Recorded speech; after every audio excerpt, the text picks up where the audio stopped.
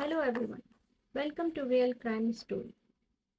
आज की कहानी सिर्फ एक क्राइम स्टोरी नहीं, एक जज्बात है और एक दर्द है उस लड़की का जिसके साथ बहुत कुछ हुआ। और ट्रस्ट मी गाइस, ऐसी स्टोरी आपने पहले कभी नहीं सुनी। इसलिए मैं चाहूंगी कि आप इस स्टोरी के कोई भी पार्ट्स स्किप मत करें, क्योंकि इस स्टोरी के हर एक पार्ट में एक नया ट्विस्ट है जो आपको हिला कर रख देगा। इस बीच वो फैमिली उस लड़की के साथ क्या क्या करती है, ये सुनने के बाद आपके पैरों तले जमीन फिसल जाएगी और आप ये सोचने पे मजबूर हो जाएंगे कि क्या घर की इज्जत किसी की जान से भी ज्यादा जरूरी होती है। तो चलिए आज की इस वीडियो में जानते हैं कि आगे उस लड़की के साथ क्या क्या हुआ। हेलो एवरीवन, मैं रीबा खान आपका वेलकम करती हैं रियल क्राइम स्टोरी। 26 जनवरी 2006 एक लड़का लंदन पुलिस स्टेशन में जाता है जिसका नाम रहमत सुलेमानी होता है। वो वहाँ जाकर पुलिस को बताता है कि उसकी गर्लफ्रेंड कई दिनों से गायब है। मैं आपकी हेल्प चाहता हूँ, आप मेरी मदद करें, आप मेरी रिपोर्ट लिखें और जल्द से जल्द मेरी गर्लफ्रेंड का पता लगाने की कोशिश करें। और वो पुलिस को बताता है कि कई हफ्तों से उसने ना उन्हें मैसेज किया है, ना ही उसकी कॉल्स का जवाब दिया है। वो कई हफ्तों से गायब है और पुलिस उस लड़के की बात को सीरियस नहीं लेती। वो इसलिए क्योंकि बनाज नाम की लड़की के साथ उसका कोई ब्लड रिलेशन नहीं होता और इसीलिए पुलिस उसका केस जो है दर्ज करने से मना कर देती है। मगर वो लड़का रहमत सुलेमानी हार नहीं मानता। वो रोज पुलिस स्टेशन जाता है, रोज उनसे रिक्वेस्ट करता है कि प्लीज मेरी रिपोर्ट आप दर्ज कर लीजिए। बहुत दिन हो गए मेरी मेरी गर्लफ्रेंड से बात नहीं हुई है। वो उनसे कहता है कि आप एक बार उसे जो है ढूंढने की कोशिश कीजिए, क्या पता उसके साथ कुछ गलत हो गया। कई हफ्तों तक वो पुलिस स्टेशन के चक्कर लगातार लगाता रहता है। फिर फाइनली पुलिस को उसकी बात माननी पड़ती है। उसकी कंप्लेन दर्ज होती है और इन्वेस्टिगेशन स्टार्ट होती है। जैसे ही इन्वेस्टिगेशन स्टार्ट होती है तो ऐसे बड़े बड़े राज सामने आते हैं और एक ऐसी सच्चाई सामने आती है जो हिला के रख देने वाली होती है। दरअसल बनाज नाम की इस लड़की का जन्म इराक में हुआ होता है। इराकी कुर्दिश फैमिली बहुत ही स्ट्रिक्ट होती है। उनके लिए लड़की सिर्फ एक घर की इज्जत का सिंबल होती है। 1995 में ये लोग यूके शिफ्ट हो जाते हैं, मगर सोच वही पुरानी होती है। इसी सोच के साथ 17 साल बनास की शादी एक 27 साल आदमी के साथ कर दी जाती है।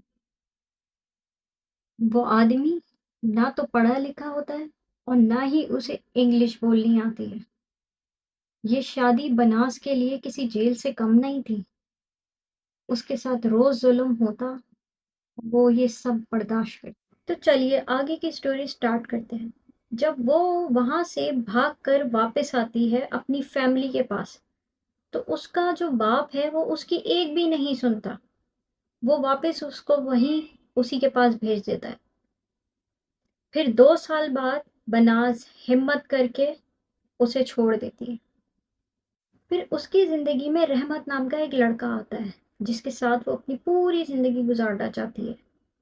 उनका रिलेशन स्टार्ट होता है। चुपके चुपके दोनों एक दूसरे से मिलना शुरू करते हैं, कॉल्स पे बात करते हैं और धीरे धीरे उनका जो प्यार है वो गहरा होता जाता है।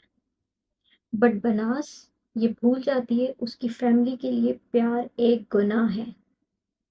अक्टूबर 2025 बनास को ऐसा महसूस होता है कि कोई उसका पीछा कर रहा है। वो थोड़ा सा ध्यान देती है तो पता लगता है वो उसकी फैमिली के लोग हैं। 10 अक्टूबर वो पुलिस स्टेशन जाती है और डिटेल स्टेटमेंट देती है और बताती है कि अगर पुलिस ने कोई एक्शन नहीं लिया तो मेरी जान खतरे में है। मगर फिर भी पुलिस कुछ नहीं करती। दिसंबर 2005 बनास और रहमत एक जगह घूम रहे होते हैं। उस दौरान उन्हें वहां पे कोई देख लेता है और वो बात उनकी फैमिली तक पहुंच जाती है। घर आने पे मालूम पड़ता है کہ ان کے خلاف کچھ پلان ہو رہا ہے۔ وہ پھر جاتی ہے پولیس اسٹیشن، انہیں سب کچھ بتاتی ہے، حد تک کہ اپنی فیملی کے نام تک دے دیتی ہے، مگر پھر بھی پولیس کوئی ایکشن نہیں لیتی۔ 22 جنوری 2006 اس کی فیملی اسے گھر بلاتی ہے اور کہتی ہے ہمیں ڈیورس کی بات کرنی ہے، بٹ جانے سے پہلے بناس پولیس کو ایک اور اسٹیٹمنٹ دے کر جاتی ہے۔ اسے ڈر ہے کہ اس کے ساتھ کچھ غلط ہو سکتا ہے، مگر پھر بھی وہ گھر چلی جاتی ہے اور اس دن کے بعد سے وہ کسی کو بھی نہیں ملی۔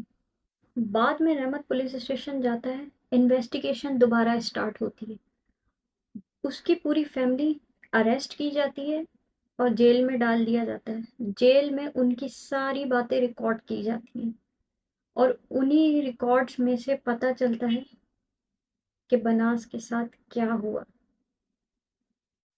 انہوں نے پہلے بھی اسے مارنے کی کوشش کی، مگر وہ بچ کے نکل گئی تھی، مگر اس بار جب وہ گھر گئی تو اسے پکڑ کے باندھ دیا گیا، اس کو مارا پیٹا، اس کے ساتھ تشدد کیا اور اس کا ریپ کیا، اس کے ساتھ بہت ظالمانہ حرکتیں کی گئیں۔ پھر اس کے بعد اس کو قتل کر دیا۔ قتل کرنے کے بعد اس کی جو لاش تھی اس کو سوٹ کیس میں ڈال کر ایک کونے میں چھپا دیا۔ 28 اپریل 2025 کو پولیس کو اس کی لاش ملتی ہے۔